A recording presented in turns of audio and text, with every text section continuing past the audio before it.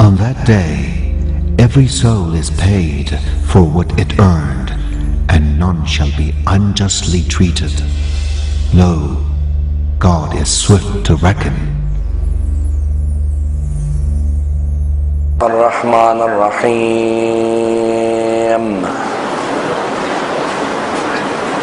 Alhamdulillahi Rabbil Alameen. والصلاة والسلام على سيدنا وعظيمنا وحبيب قلوبنا وشفيع نفوسنا أبي القاسم محمد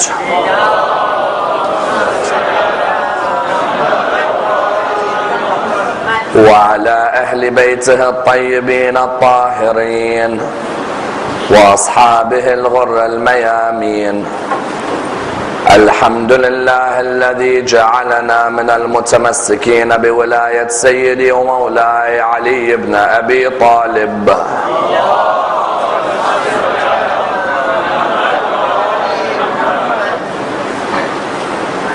الحمد لله الذي هدانا لهذا وما كنا لنهتدي لولا أن هدانا الله. أما بعد، يقول الله في كتابه الكريم: بسم الله الرحمن الرحيم. قل لا أسألكم عليه أجرا إلا المودة في القربى. The first of our salawat and honor of Rasulullah Muhammad sallallahu alayhi wa alihi wa sallam. Allahumma salli. The second in honor of Amir al-Mu'mineen Ali ibn Abi Talib.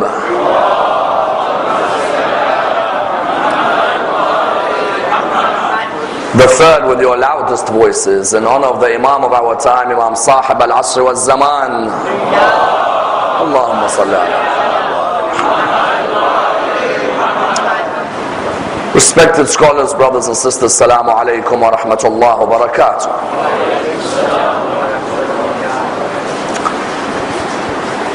Imam Ali ibn Muhammad al-Hadi, salawatullah wa salamuhu alayhi,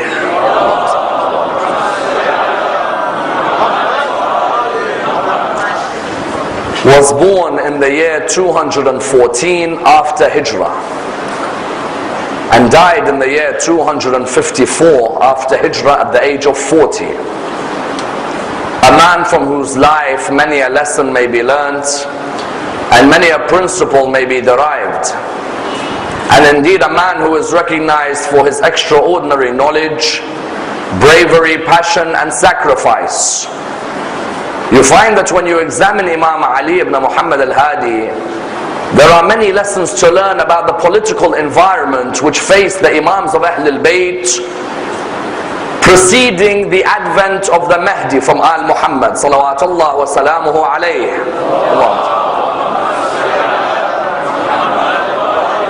When we dissect his biography, we begin to realize the meaning of the words house arrest and why there was so much political pressure on the final of the Imams, of the 12th of the Imams of Ahl al-Bayt.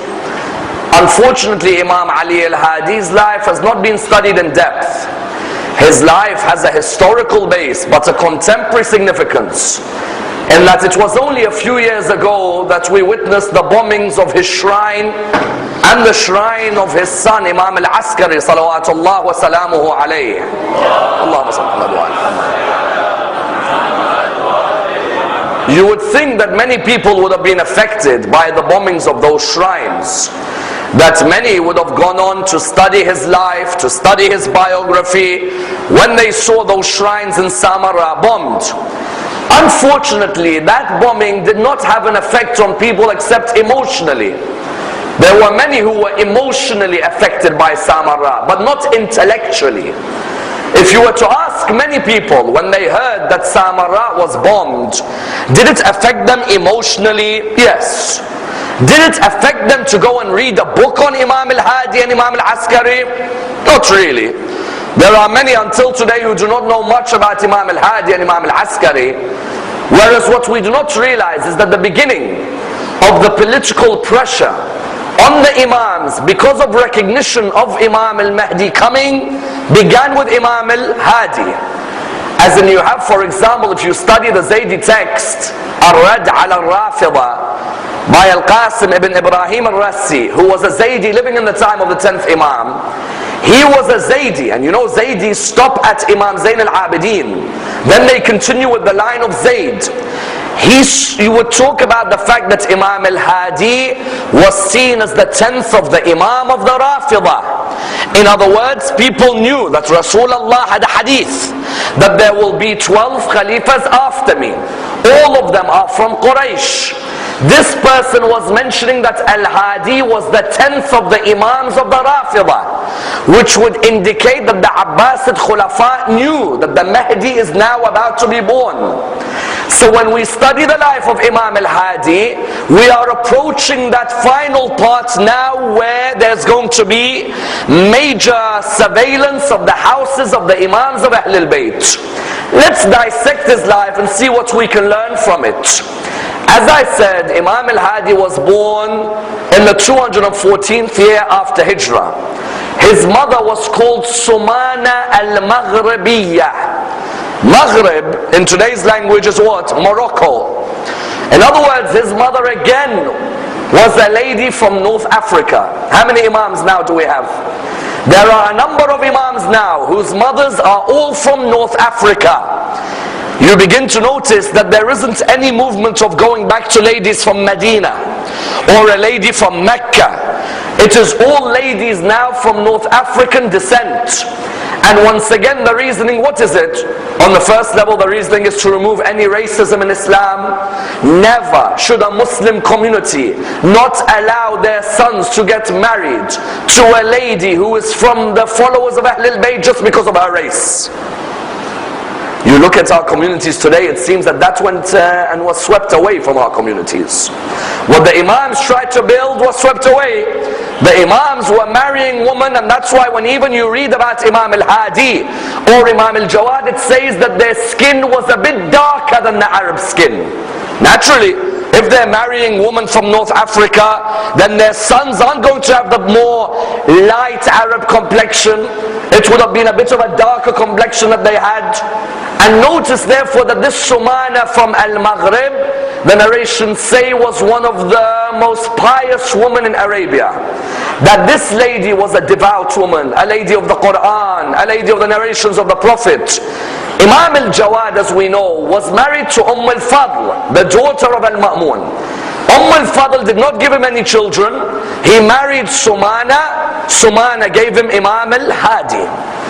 Imam al-Hadi, the beginning of his life was more difficult than even Imam al-Jawad. Why? Imam al-Jawad was 8 years old when they tested him on his imamah. If Imam al-Hadi was born in the year 214 and Imam al-Jawad died in the year 220, so Imam al-Hadi was how old when he was announcing his imamah? 6. And that's why when we come to Imam Zaman, what are we going to see?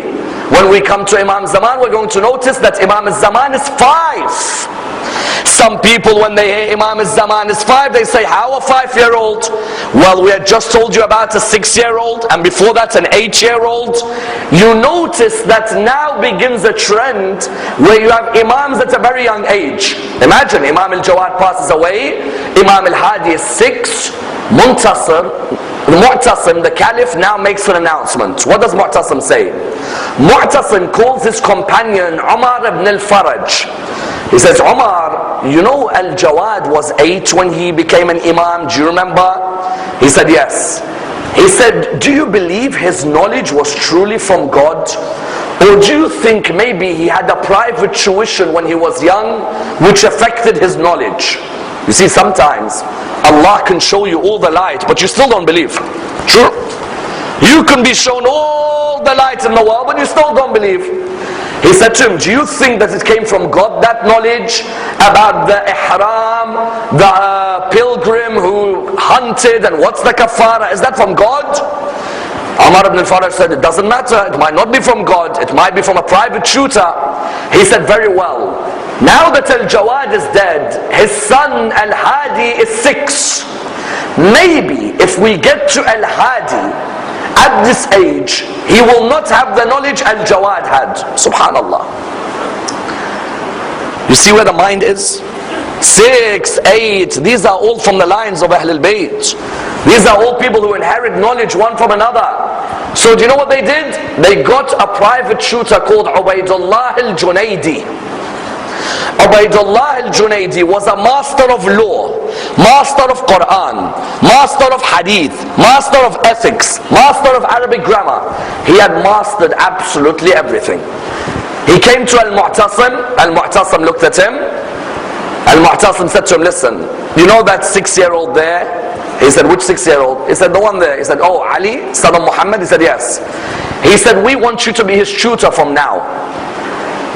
So when Ammar ibn al-Faraj then interrupted and said, do you know why we want him why we want you as his tutor? He said, why?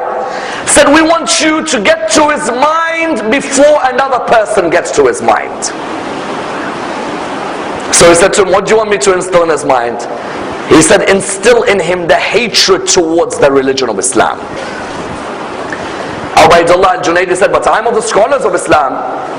He said, okay, instill in him the hatred of this idea of family of the Prophet. Let him believe in something else.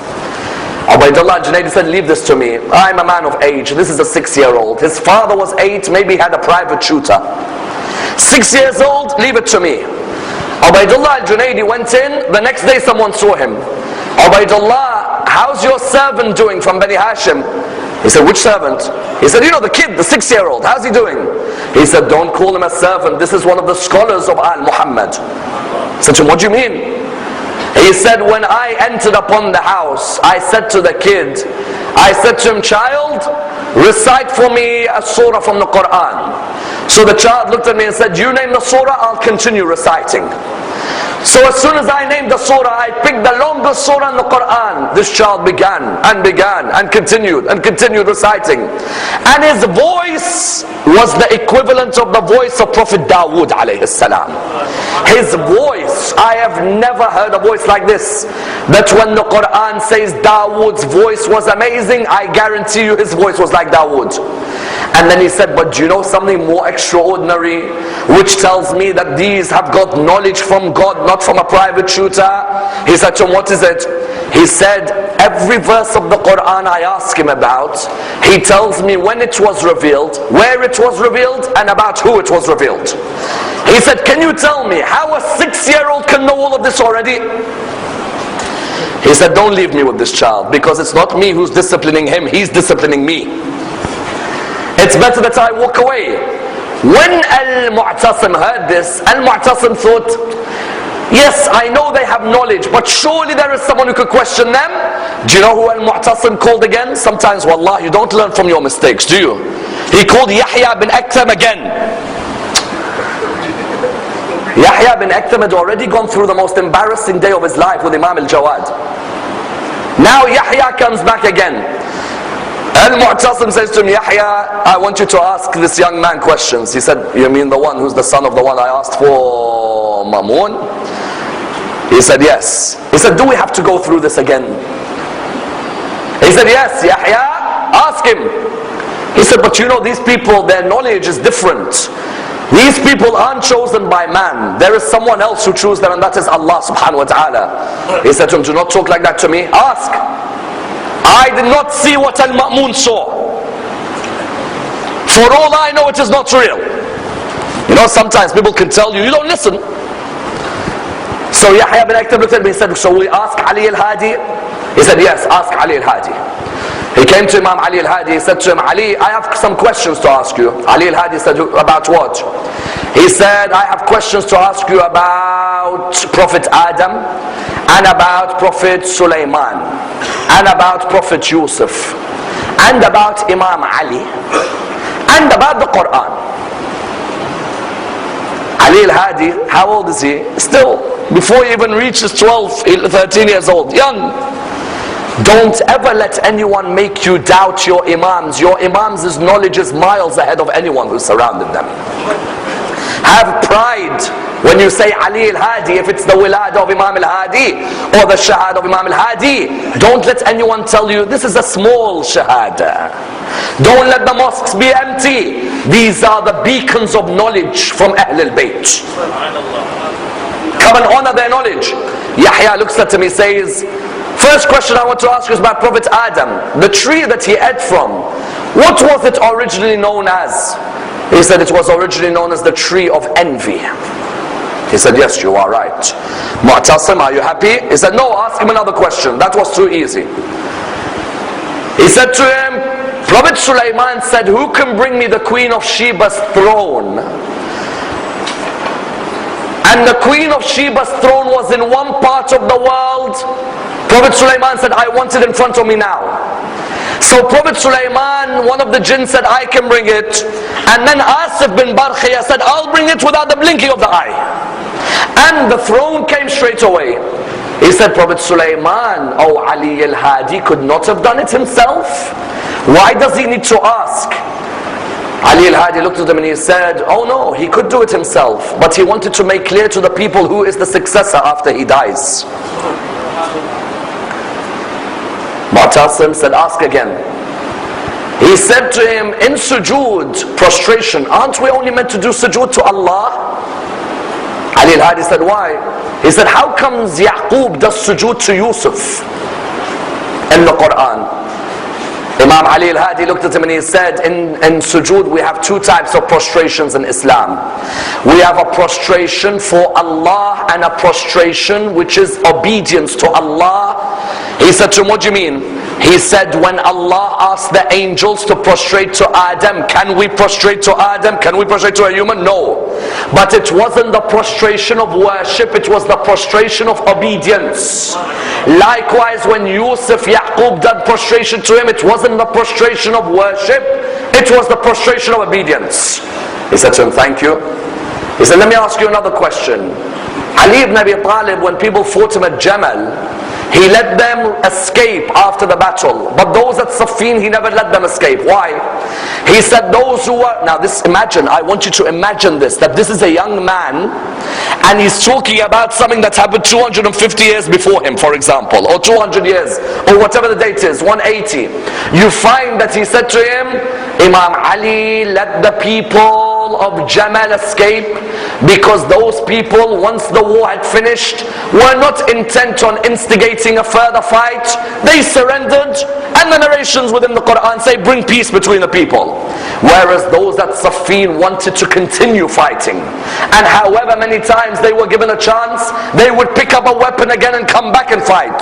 Those at Jamal, by the time Jamal finished, were still believers, whereas those in Saffin had become infidels. He said to him, okay, ask me a question about Surah 31 verse 27. Mu'tasim looked at Yahya. He said, if he answers this question, that will be enough for me. I'll let the man go. So he said to him, in Surah 31 verse 27, it says, if all the trees were pens, and the seas, and the seven seas were all ink, they would not be able to exhaust the words of Allah. Name me the seas and name me the words. Mu'tasim looked and he said, if he can answer this, I will let him go. Imam al-Hadi, only 7-8 years old, looks at Mu'tasim and he looks at Yahya bin Aktham. He says the seven seas is the sea in Yemen, and the sea of Tabariya, and the sea of Kibrit, and the sea of Bahran, and the sea of Barhut, and the sea of Lisan, and the sea of Ceylan. He said to him, okay, and what are the words of Allah? He said, the words of Allah are As'al Muhammad, that if you got all the trees and they were pens, and that you got seven seas and they were ink, all of them, if they came together, would not be able to exhaust the virtues of Muhammad and Al-Muhammad. He looked at him, he said, you've answered my question now, I will let you go. Mu'tasim, when he was Khalifa after this incident, said to Imam Ali al-Hadi, he said, very well, you could teach in Medina. After Mu'tasim died, Wathiq became the Khalifa, in that period, Imam Ali al-Hadi, they allowed him to teach. There wasn't much oppression for the Imam. Where would he teach? He'd teach in the Prophet's mosque in Medina. Imam Ali al-Hadi would have lessons in the Prophet's mosque in Medina on a couple of areas. The first of them, he would have a lesson on the Sahifa of Ali ibn Abi Talib. Someone says, what do you mean Sahifa of Ali ibn Abi Talib? What's that? Imam Ali ibn Abi Talib would sit under Rasulullah. Rasulullah would give lessons, Imam Ali would write the lesson. Imam Ali kept the lessons. You know when you go to university, you write lecture notes? Imam Ali kept all Rasulullah's lecture notes.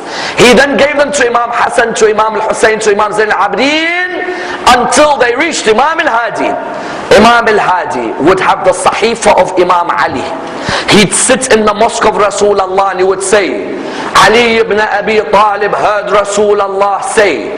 For example, one of the hadiths he had a lecture on was that faith is in the heart and it is supported by your deeds, and they are unified by your tongue. Faith is where? In the heart. But the heart is not enough. Sometimes you get Muslims who say, Sayyid Ammar, our heart is good. Isn't that enough? Honestly, I remember someone once saying that my heart is good, but I don't pray and I don't fast. What will happen to me on the day of judgment? Allah will take your heart and He'll put it in Jannah, and the rest He'll put in Jahannam. I said, what's the point of just having a good heart? What's the point? There, Allah will say, heart, come here, go to Jannah. The idea is that the heart is where faith is. And it's supported with action. There's no point in my heart, I love Hussein, but my behavior is exactly the opposite of Hussein.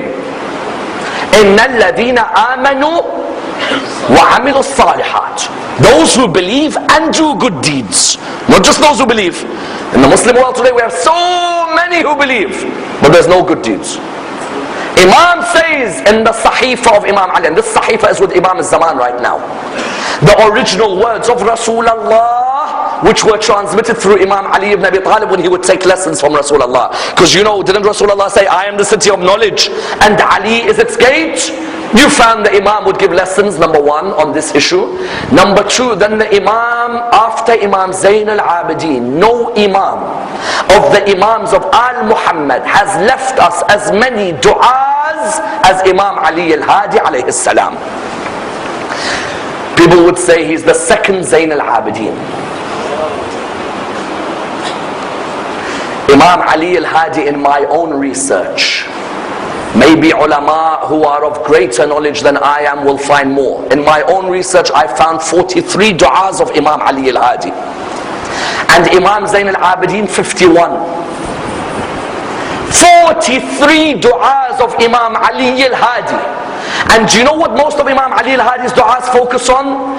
The whispering of shaitan, Ya Allah, do not let it affect me. Because many times, any trouble you see in community or at home, it's always because of the whispers of shaitan, isn't it? Imam Ali al-Hadi, many times his du'as would focus on the whispering of shaitan. He'd sit and his students would sit in front of him in the mosque in Medina, and Imam al-Hadi would say to them, listen to the following du'a, du'a, du'a. There is even now, alhamdulillah, a website called du'as.org.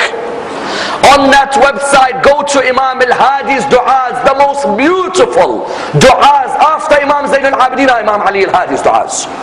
And arguably after that, after teaching du'a, he taught them a ziyarah, which after ziyarat Ashura is arguably the most powerful ziyarah in the religion of Islam, ziyarah al-Jami'ah. Ziyarah al-Jami'ah is the ziyarah of Imam Ali al-Hadi. That ziyarah, many of the scholars say, if you want to understand the meaning of the position of the Imams, read ziyarah al-Jami'ah. Tonight, everybody try and go on the internet or open up a dua book, read ziyarah al-Jami'ah of Imam al-Hadi. Look at the power of the words of Imam al-Hadi in that ziyarah.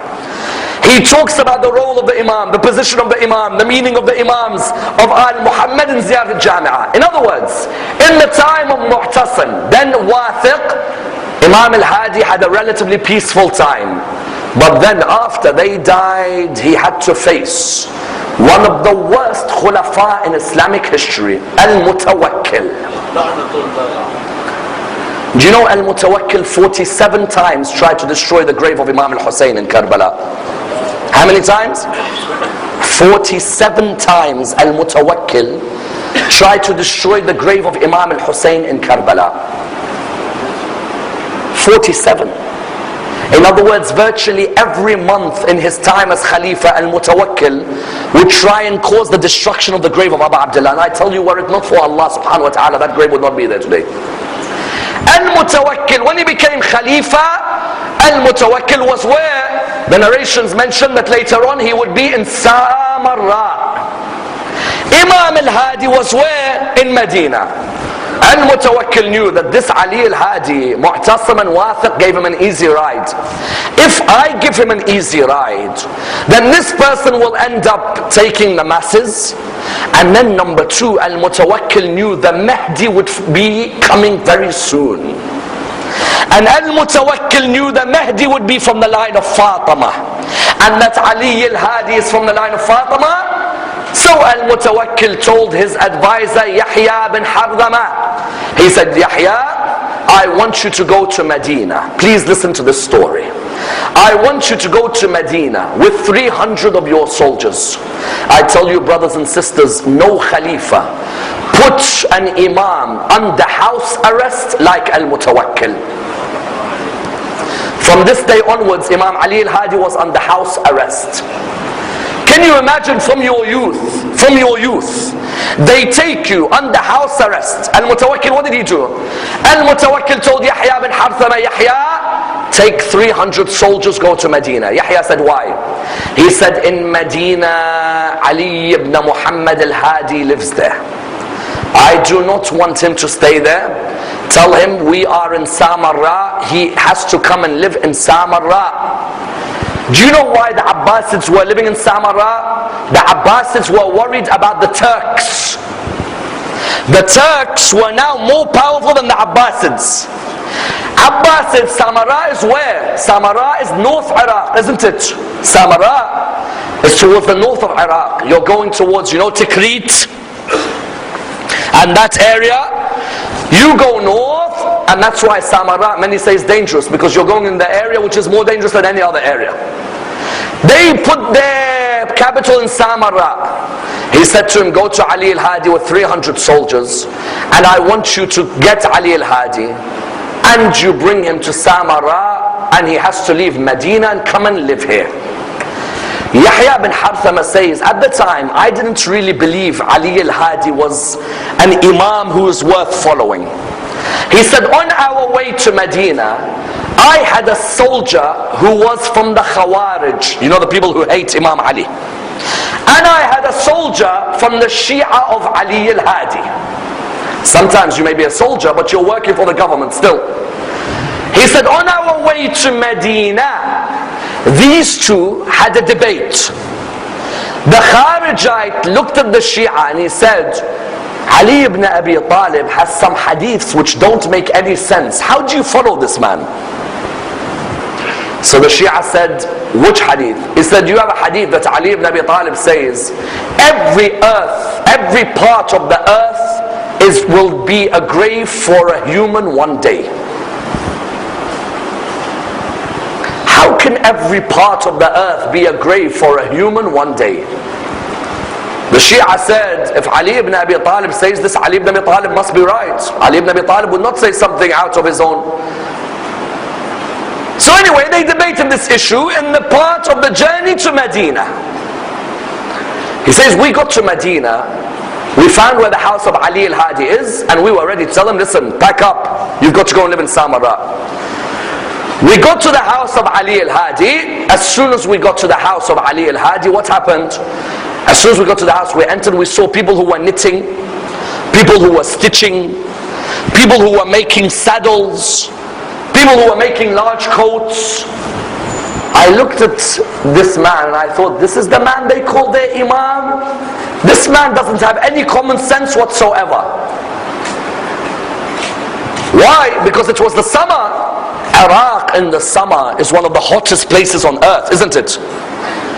He said Ali al-Hadi is asking people to do what? He is asking people to knit in the summer.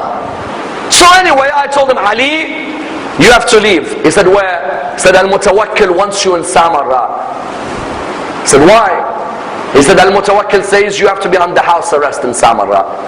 You are not allowed to practice your life or your teachings freely in Medina. Ali al-Hadi looked at me and said, you see our people who are knitting and stitching, do you mind? They're going to finish tomorrow and we'll leave on the third day. Yahya said, I said, okay, on the third day we'll leave.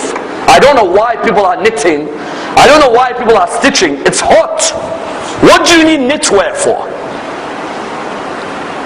He said, we left on the third day. We're taking the desert back towards Samarra. We reached the place where the Kharijite debated the Shia. When we reached that place, Ali al-Hadi said, keep this knitwear with you. And also the armor, keep it next to you. I said to him, why? He said, just keep it. He said, all of a sudden, we saw from far away a blizzard coming like we had never seen the like of. He said, when this blizzard came, Ali al-Hadi said to us, quickly wear what I gave you.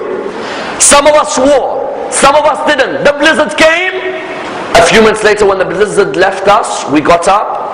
He said, I had 300 soldiers at the beginning of the journey. 80 of them had now died. Ali al-Hadi looked at me and he said, Ali ibn Abi Talib was right when he said, every part of the earth will one day be a grave for a human being. He said, I looked at him and I thought, how did he know what we discussed on the way here? Where did he have the knowledge that we were here and we discussed this issue? He said, that's when I believed in the imamate of Imam al-Hadi alayhi salam. He said, I took him, we got to Samarra. Brothers and sisters, when you return home tonight, I beg of you one thing. When you return home, please all listen to me. Go down in sujood and thank Allah that you can enter your house without being harassed. When Imam Ali al-Hadi reached Samarra, as soon as he reached Samarra, he went inside his house and he sat down. Now it was the beginning of his house arrest. And Imam Ali al-Hadi entered his house. Mutawakkil did not even come out to meet him. They put him in a small house in Samarra. And I tell you, they may have put him in a small house in Samarra, but the hearts of his followers is where his house is now. You find that they put him in that house, small house in Samarra. Do you know what the narration say? Mutawakkil said, let the man stay in that house. He will not leave his house without us watching his every move. A couple of days later, Mutawakkil fell ill. When he fell ill, he had eaten something which had been poisoned. Someone came to the house of Imam al-Hadi. Who was it? Mutawakkil's mother. Mutawakkil's mother came to the house of Imam al-Hadi. She said to him, oh Ali ibn Muhammad, I am sorry about the way my son has treated you.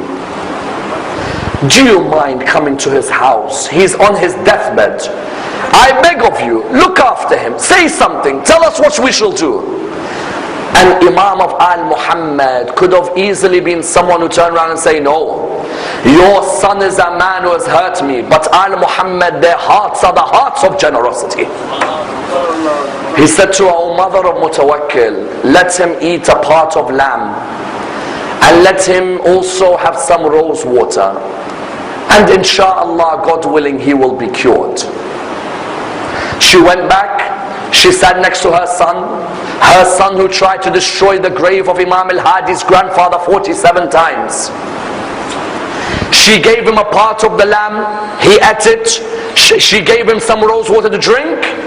Mutawakkil had made a vow, that if I survive this, I will give mal kathir, a great amount of wealth. He managed to survive. His mother secretly came back to Imam al-Hadi. She said to him, I thank you very much. My son has survived. Here is 10,000 dinar in a bag. Someone was watching her come to Imam al-Hadi's house. That person was called Abu al-Hasan al-Bathai. This Abu al-Hasan, when he saw her come, he went to al-Mutawakkil. He said, Mutawakkil, Ali al-Hadi, I think, is trying to raise people against you. Mutawakkil said, how? He said, I saw your mother go to his house and she gave him a bag. Al-Mutawakkil said, very well, this Ali al-Hadi is of no good to us. Mutawakkil doesn't know, if it wasn't for his advice, he wouldn't be alive. He said, this Ali al-Hadi is of no good to us. At midnight or in the middle of the night, send Sa'id in the middle of his house. I don't care if his family is awake or he's asleep. Wake him up and find out what he has in his house. Sa'id narrates, Wallah, I went to the house of Imam al-Hadi in the middle of the night. Brothers and sisters, tonight when you sleep, 10 hours in the night, 8 hours, 6 hours, you know nobody's going to walk in and wake you up. Sa'id narrates, I walked into the house, all of a sudden I heard a voice, Sa'id, wait, I'll give you a candle. It was Imam al-Hadi telling him.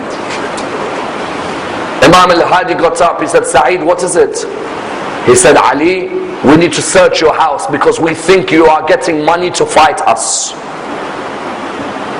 What is this 10,000? He said, it's the bag from Mutawakkil's mother. Mutawakkil was dying. I told her what Mutawakkil should eat. What is this? He said, it's a mattress. What's that? It's a jug. What's that? A prayer mat. He said, you have nothing else in this house? He said, I swear I have nothing else. This is all we live on. He said, very well, I still do not accept this. Come with me outside the house. We're going to walk to the king's palace. They had to walk in the middle of the night, Imam al-Hadi. Imam al-Hadi reached there. Mutawakkil looked at him. He said to him, what's happening? He said, are you trying to mobilize? Imam al-Hadi said, why don't you ask your friend Sa'id, what does he have in his house? He said, he has a bag, 10,000 dinar. He said, what's that 10,000? He said, your mother gave it to me. Why did my mother give you 10,000 dinar? Because when you were dying and you were being poisoned, it was me who told your mother what you should eat, and that's why you're alive now. He said to him, forgive me, let the man walk back in the house. Do you know they would do this to him every week? Every week in the middle of the night they enter his house and pull him out. Why? To try and hurt him. Every week in the middle of the night they open the door, Imam al-Hadi, get out. What have I done wrong? What is it? What am I doing? You tell me. Am I doing something wrong? No, the king wants to see you. Gets to the house of the king looks at him. One time they brought Imam al-Hadi and Mutawakkil was drinking alcohol, and he told Imam al-Hadi, why don't you have a drink of this as well? And Imam al-Hadi looked at him. He said to him, I don't want any drink of this. Mutawakkil looked at him. He said, Ali ibn Muhammad, recite some poetry for me. Imam said, we are not people of poetry. He said, recite.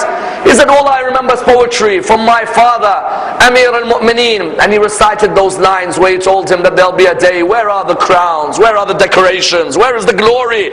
At the end, all you'll be will be a human being with worms eating your body under the ground. And they would pull him out and pull him out. Never once would Imam Ali al-Hadi complain about his treatment. Today in our life, one thing goes wrong, we say, Ya Allah, why us? Ali al-Hadi, every week they take him out of his house. And that's why when Mutawakkil, when he made the vow, if I become well, then I will give mal kathir. When Mutawakkil became well, Mutawakkil said, I wonder, I said mal kathir. Kathir means a lot. How much should I give?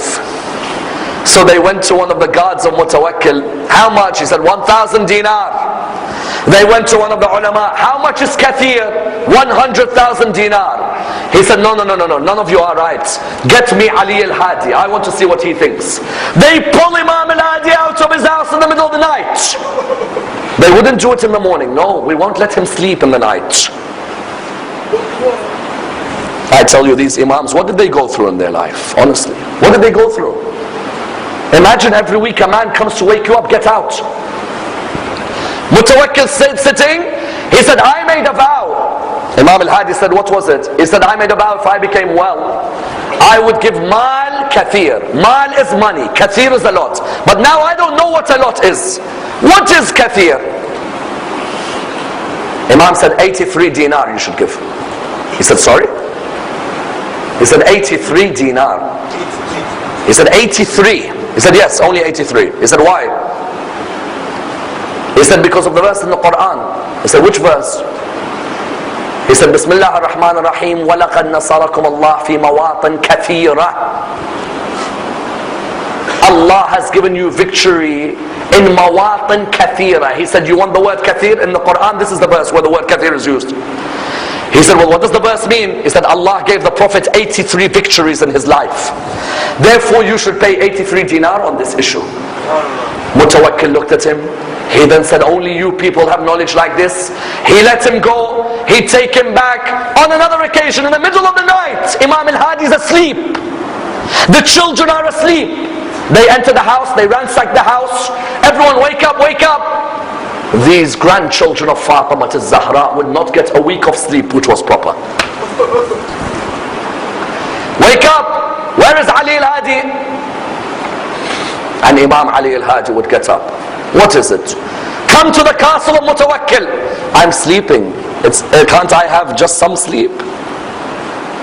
No, get up. He gets to Mutawakkil's castle. There is a Christian man standing there. Ali ibn Muhammad. This Christian man committed zina with a Muslim woman, adultery. I have asked that alim Yahya bin Aktham. He said, you know Yahya bin Aktham? He said, of course we know Yahya bin Aktham.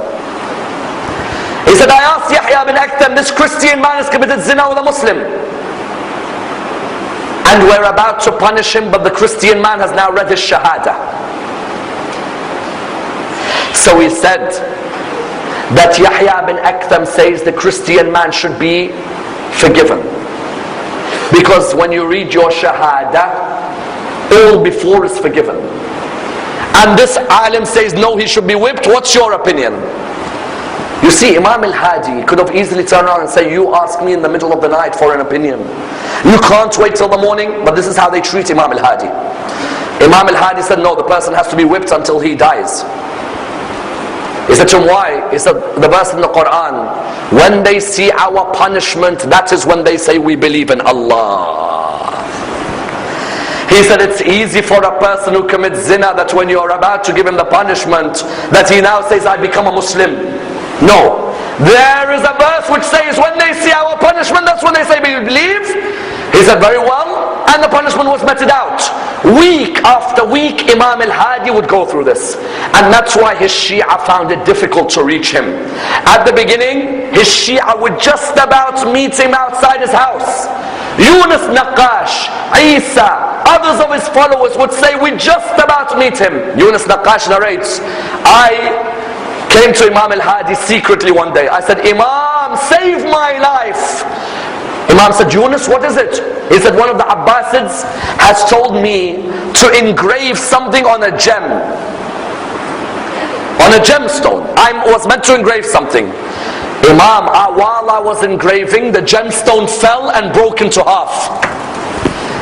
Imam said to him, Yunus, do not worry. Tomorrow you will receive good news. He said, Imam, what do you mean? This Abbasid Khalifa, I have broken the gem of his daughter. You think he's going to forgive me? He's going to kill me. Imam said, do not worry. Tomorrow you'll wake up, you'll receive good news. Yunus left. He said, Imam al-Hadi has told me this, but surely this Abbasids are going to kill me. He said, the next day, the Abbasid Khalifa called me. He said, where is the gemstone? He said, now I know I'm going to die. He said, I looked at him and I said, what do you mean? He said, can you do me a favor? He said, what is it? He said, my two daughters have had an argument about the gemstone. Can you split it in half? Allah. Sometimes you need a leader whose connection is from Allah subhanahu wa ta'ala. You find that he came back to the Imam. He said, oh Imam, he said that his daughters had an argument and he wanted it cut in half. And I looked at him and I said, I'll think about it. He said he doesn't know inside. I virtually had a heart attack and died. But I said, I'll think about it, and I've now designed it my own way. Another man by the name of Isa, he said we used to never get access to Imam al-Hadi. The moment we'd get any access to Imam al-Hadi, what would happen? He said, I saw in my dream Rasulullah one day. Rasulullah gave me 30 dates. When I woke up, I thought to myself, those 30 dates, It must mean that I'm going to live for 30 years. He said, I was walking, I saw Ali al-Hadi sitting on the ground. He was giving out dates, then he gave me 30 dates. I looked at him and I said, oh Imam al-Hadi, why don't you give me more dates? He looked at me and he said, if my grandfather Rasulullah had given you more, I would have given you more as well. Subhanallah. And that's why Mutawakkil one day was in trouble. Mutawakkil one day, a case was brought to him which he made Imam al-Hadi wake up in the middle of the night to answer. A lady came, Mutawakkil, they caught her, they brought her to Mutawakkil. Mutawakkil said, who's this lady? They said to him, Zainab. He said, which Zainab? He said, Zainab, daughter of Ali ibn Abi Talib. Mutawakkil said, sorry? He said, Zainab, daughter of Ali. He said, which Ali? He said, Ali ibn Abi Talib. He said, what do you mean Ali ibn Abi Talib? Ali ibn Abi Talib died 200 years ago. And Zainab died after him. He said to the lady, lady, explain yourself. She looked at him and she said, yes, I am Zainab, daughter of Ali, sister of Hussein. Mutawakkil said, listen, I drink a lot, but today I haven't drunk. I'm in my senses today. And I'm looking at you and I know I'm not drunk. How are you Zainab, daughter of Ali? How? She said, because every night in my dream Rasulullah touches me, so I get my youth back. Mutawakkil looked and he said, this is confusing. Go wake him up. Go to Imam al-Hadi's house that night. Imam al-Hadi sound asleep after having done his Salat al-Layl, having done his Fajr. Wake him up. Come out, Imam al-Hadi. Imam al-Hadi comes, Mutawakkil looks at him. He says, Ali, we have an issue. So what is it? He said, this lady, and I'm not drunk, this lady says she is Zainab, daughter of Ali. Imam al-Hadi looked at her and said, which Ali? She said, Ali, son of Abu Talib. He said, you mean my great-grandfather? And you're who, sorry? Oh, I'm Zainab. Which Zainab? Zainab, daughter of Ali, sister of Hussein. You mean Hussein, my great-grandfather, and Zainab, you're meant to be my auntie, Zainab, from Karbala. Said, yes, that's me. Said to her, how'd you get your youth back? She said, oh, every night I see your grandfather, Rasulullah, he touches me on my shoulder, I get my youth back. He said to her, very well. Mutawakkil said, how are we going to resolve this? Imam al-Hadi said, simple.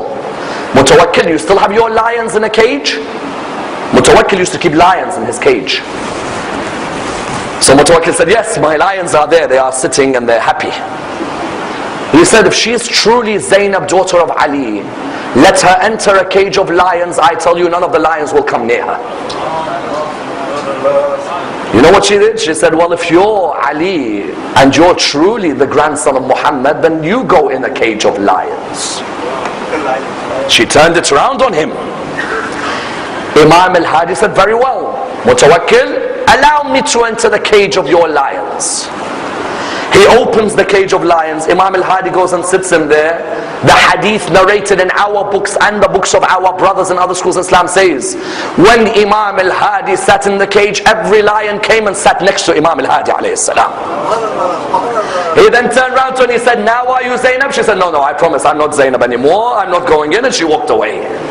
You found therefore Imam al-Hadi was harassed constantly. And that's why Imam al-Hadi, because his Shia could not come to him, the first email system of Shia to their leader began with Imam al-Hadi alayhi salam. Someone says, Sayyid Ammar, email wasn't there at that time.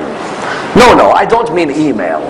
I mean that the Shia from that time, because there was no access to their Imam, that's when letters began to Imam al-Hadi alayhi salam.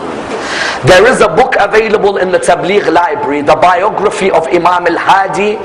In it there's a whole chapter about all the fiqh masail, all the jurisprudence masail, all the legal issues which were written as letters to Imam al-Hadi, and Imam al-Hadi's answers. Because today someone says, Sayyid al-Sistani, may Allah lengthen his life, Sayyid Ali Khamenei, may Allah lengthen his life. People say, how do these people answer questions? How? Where do they get their knowledge from? Do you know a lot of their knowledge comes from Imam Ali al-Hadi? Someone says, what do you mean? Imam al-Hadi, because the Shia could not get access to him because he was under house arrest, many of them would write fiqh letters to Imam al-Hadi. Those fiqh letters were preserved by Imam al-Askari, and they continued with all the ulama of Al-Muhammad. Those fiqh letters remain with us until today. And the great companions of Imam al-Hadi would make sure those letters would reach people like Shah Abdul Azim al-Hassani. Have you been to Shah Abdul Azim? How many of you have been to Tehran to visit Shah Abdul Azim? Companion of Imam al-Jawad and Imam al-Hadi. People like Ali bin Mahziyar, companion of Imam. People like Ahmad bin Muhammad bin Isa. People like Ayyub bin Nuh. People of that caliber, that particular generation of renowned scholars, Hassan bin Rashad, these people would make sure the letters would reach the Imam. And until today those letters are preserved, and until today if you study to become a mujtahid, you need to study the letters of Imam al-Hadi and his answers to those questions. Go and study them. Many of our fiqh masail come from Imam al-Baqir, Imam al-Sadiq and Imam al-Hadi alayhi salam. For example, they wrote him a letter, "Oh Imam, when we do ghusl of a body and the Murji'ah are present," the Murji'ah are a sect of Islam who used to say, what is important is not your actions, it is your heart. So if today I'm drinking alcohol, doesn't matter, my heart is good, the alcohol, no problem. No Murji'ah, they wrote, the Shia wrote a letter to Imam al-Hadi. There was no access for the Shia, and this was the beginning now. Imam al-Askari tomorrow, Imam Zaman the day after. Now is the beginning of the Shia getting used to a lack of relation with their Imam, but with letters they would reach him. "Oh Imam, can we do ghusl? Can a Murji'ah be in our presence when we are doing ghusl? Do we have to do it in the way of the Murji'ah or the way which you, the Imams, have taught us?" The Murji'ah, for example, wouldn't use the palm branch. You know how we use the palm branch and so on? They wouldn't use. Imam said, no, do it in our way, but try to secretly put the palm branch without them seeing. Another letter, "Oh Imam, I am a Shia who lives far away from you. I live in an area where I know it is haram, it is forbidden for me to wear a belt which is made from the leather or from the fur of an animal who it is haram to eat, or from an area where it is haram because of the slaughter. Oh Imam, but the problem is all the animals here are slaughtered in the haram way. Oh Imam, is there any animal which we are allowed to use the fur of in this situation?" The Imam replied, "The beaver is an animal you are allowed to use the fur of in the situation you are living in." Another letter says, "Oh Imam, if someone walks past me in salah in my area, is my salah invalid or does my salah remain?" Imam says, "Your salah does not become invalid by someone walking past you." Another letter, "Oh Imam, my wife is breastfeeding in the month of Ramadan. Does she have to fast?" Imam would reply, "Your wife is not obliged if she is breastfeeding. She is not obliged to fast in the holy month of Ramadan." Thousands of letters would be written to Imam al-Hadi which are preserved until today on the Masail of Fiqh. And that's why when Mutawakkil, you know who killed Mutawakkil? Mutawakkil was killed by his son Muntasir. Do you know why? Muntasir saw Mutawakkil hurt Imam al-Hadi, and then Muntasir saw Mutawakkil. Do you know what Mutawakkil began? He began a comedy stage show where he would get an effeminate man. I don't need to use other language, you know what I mean by effeminate man, who would play Ali ibn Abi Talib. The man would put a cushion under his dress and he would make himself look bold and he'd say, "I am Ali ibn Abi Talib." Muntasir came and he despised the way his dad behaved. He said to Imam al-Hadi, "What do you think will happen? Or what is the ruling on someone who curses Fatima al-Zahra and Ali ibn Abi Talib?" Imam said, "That person is to be killed. It is not allowed in Islam." He said, "What happens if that is someone's father?"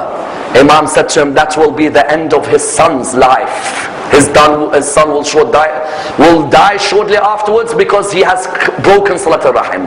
Muntasir said, while I'm alive, my father will not do this. Muntasir went and killed his own father, Mutawakkil. 6 months later, Muntasir himself died. One Khalifa after another died until Mu'taz came into power. When Mu'taz found out Imam al-Hadi had that much following, Mu'taz decided, I will do what Mutawakkil didn't do, what Muntasir didn't do, what Mu'tasim didn't do, what Wathiq didn't do, what Musta'in didn't do. I will put poison in the food of Imam Ali al-Hadi. And you know, Imam Ali al-Hadi, while he was dying, he would ask his companions, he'd say to them, do me one favor, the poison has affected my body. He would write to them and he'd say, I beg of you, go to one grave. They would say to him, where? He'd say to them, go to the grave in Karbala. Go near that holy man who lies in the ground in Karbala. They would write back by saying to him, oh Imam, but that man, aren't you his grandson? Don't you have the same effect with Allah? He said, nobody has a role or relationship like my grandfather Abi Abdullah al-Hussein. And that's why he would echo the words of Imam al-Sadiq when Imam al-Sadiq in the ziyarah of Imam al-Hussein would say, oh Allah, have mercy on those cheeks that rub themselves on the grave of Imam al-Hussein. Inna lillahi wa inna ilayhi raji'un. We pray to Allah subhanahu wa ta'ala to raise us with Imam al-Hadi alayhi salam. Allow us to be amongst those who follow his message in this world and the hereafter. Inshallah, tomorrow we will continue with the life of Imam al-Askari, to be followed by the life of Imam al-Hujjah, Ajjalallah Farajahu al-Sharif, and then to be concluded with the life of Imam al-Hasan on his wilada. We pray to Allah subhanahu wa ta'ala for those who are ill in the world, in the name of the one ill in Karbala, Imam Zain al-Abidin. Bismillah ar-Rahman ar-Rahim. Amma yujibu al-Muftar idha da'ah wa yakshifu as-su'. Amma yujibu al-Muftar إذا دعاه ويكشف السوء. Raise your hands. أمن يجيب المضطر إذا دعاه ويكشف السوء. أمن يجيب المضطر إذا دعاه ويكشف السوء. أمن يجيب المضطر إذا دعاه ويكشف السوء. We pray to Allah subhanahu wa ta'ala with the Surah Al-Fatiha, but before it the loudest of your salawat. Allahumma salli.